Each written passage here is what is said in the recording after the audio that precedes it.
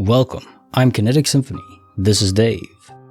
I hunt down and report on weird and true mysterious stories, from glitches to the supernatural. Case file number 1779, written by Sweet Cheese. The casino car. But who's that girl? Bizarre. So one day, my friend and I went to pick up her baby daddy at his job, which is a big casino in town, and she left me in the car for about 30-ish minutes. I remember the whole thing. I was just sitting in the passenger seat alone. No one else was in the car. I took one selfie of me on her phone, never moving out of the passenger seat. They got back in the car. She never looked at her phone until we got back to her house. While she was checking her phone, she looked up at me and said, "Who are you with in my car?" I was confused. I said, "There was no one else." She showed me the photo, and it is of me sitting in her driver's seat with a girl in the passenger seat next to me smiling for the photo. I said, "Yeah, I had no words for a little bit. I said, "I don't know who that is, and I never change seats. Not one of us knows who the girl is." Still to this day, we have no idea who is in that photo or how it got there. I was in the same outfit and everything from that day. We asked our friends if they knew her. No one had any answer.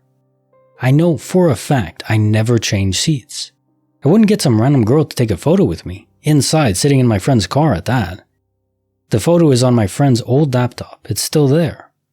Very strange, and we talk about it from time to time. We have had other weird experiences in the years as well. Case file 1779. The casino car. But who's that girl? Bizarre. So what is a camera? A camera is taking light, which is just fluctuations in the electromagnetic field, and converting that into detailed structure, what we understand as reality.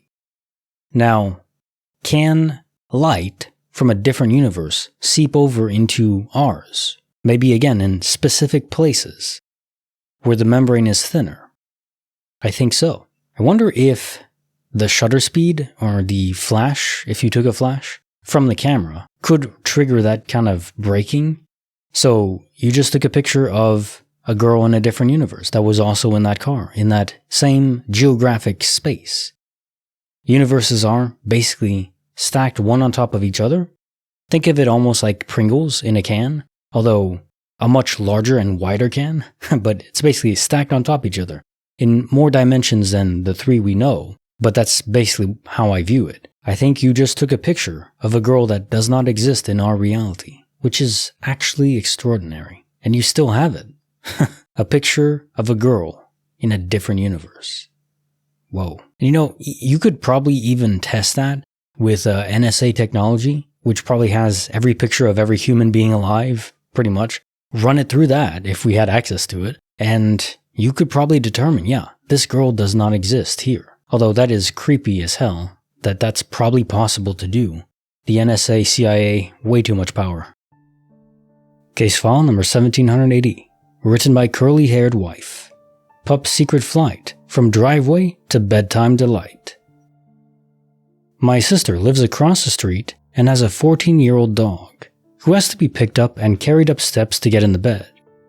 He was at my house hanging out, so I let him outside yesterday morning, through the front door to go pee.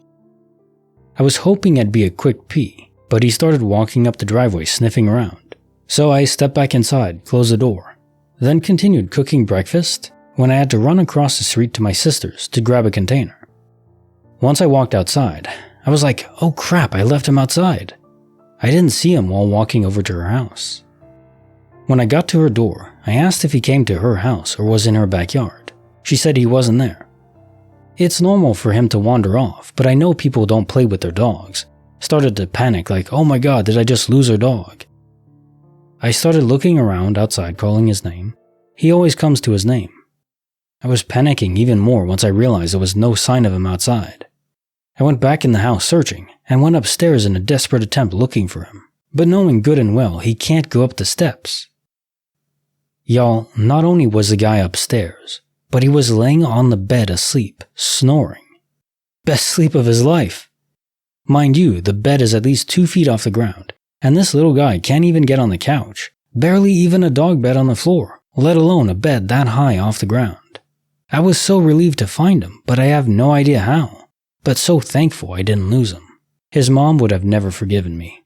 K-Salzerfall 1780, Pup's Secret Flight, From Driveway to Bedtime Delight. There are many instances of pets, especially cats, but sometimes dogs, just materializing through doors. I think in this case, it's beyond that. You mentioned a road, so my guess is it's a space-time portal, maybe created by your guardian angel. So they just open a portal in front of the dog. Maybe it's easier to do this on roads, which is why they're so frequently found on roads. I don't know, that's kind of weird, but maybe there's a hard-coded rule for the simulation. I don't know, but moving on, I think a space-time portal opened up for this dog, and they just zipped him right into bed. They just connected one end to the bed from the road. So he just walked on in. So from his perspective, he's like, okay, I'm in bed now. Yay. If only that could happen every single time. Every dog owner would be much happier.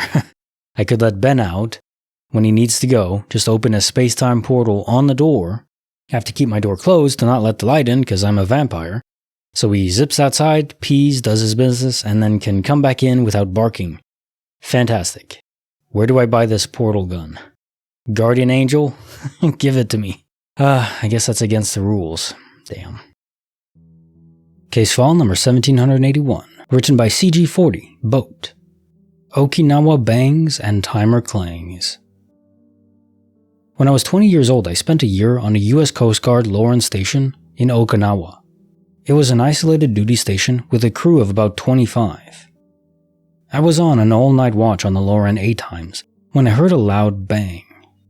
The timers were about the size of a refrigerator, and there were 2 rows of 4 timers on each side, spaced about 6 inches apart, with the watchstander's desk between the rows. When I heard the bang, I walked around to the electronics repair area directly behind the timers, and found that the lid to a small metal trash can had come off and flown across the room, landing on the concrete floor. I picked it up and replaced it. I walked back to the desk, and within a minute or two, it happened again. Bang! The trash can lid hit the floor about 15 feet away from the trash can. I replaced it and went back to my desk. It then happened a 3rd time. No one else was around, and no one could have come into the room without me seeing them. I walked around and picked up the lid again, and as I was walking towards the trash can, which sat under a stand with a coffee urn on it, some spoons in a water glass next to the coffee pot stood up and started rattling back and forth in the glass. As I reached out to grab them, a salt shaker next to the glass tipped over and the lid unscrewed as I watched and the salt poured out.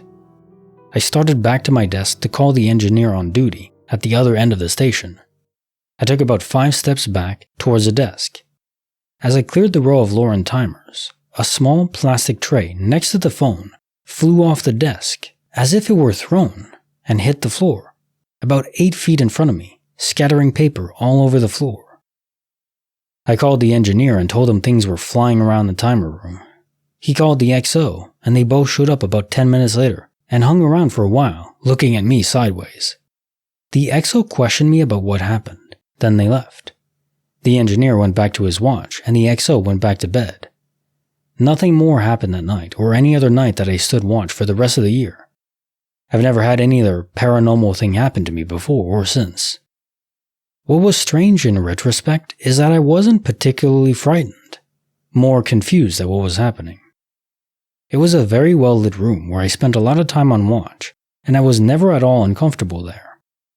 I remember thinking at the time that there might be some kind of power surge in the generators. We transmitted these super low frequency pulses that went all over the North Pacific. K-Salzerfall 1781, Okinawa bangs and timer clangs. So I wasn't aware of what a Lauren station was, so I looked it up, and it's some sort of navigation system, which is kinda cool. The most interesting part to me is the fact that you weren't scared. I don't think I've read a story where there was obvious supernatural power involved, and the person speaking or writing wasn't scared, terrified out of their mind.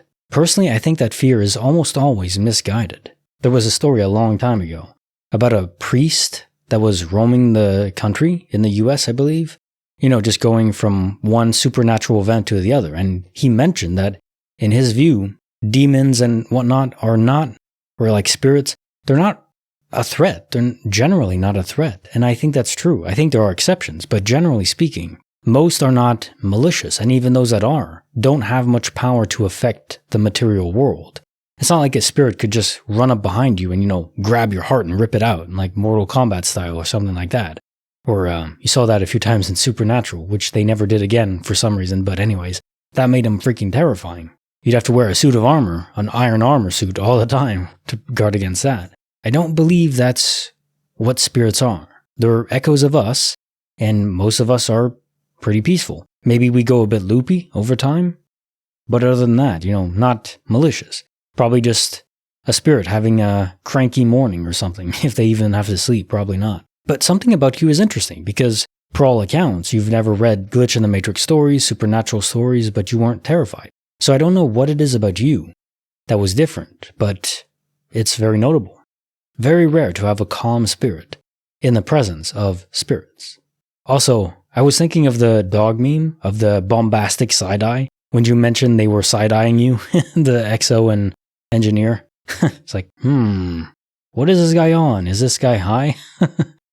There are no spirits here. That's not real. Yeah. Now time for the quote of the day.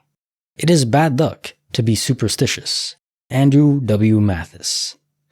So funny to include this on a paranormal, story, but I think it applies generally because a lot of luck is what we make of it.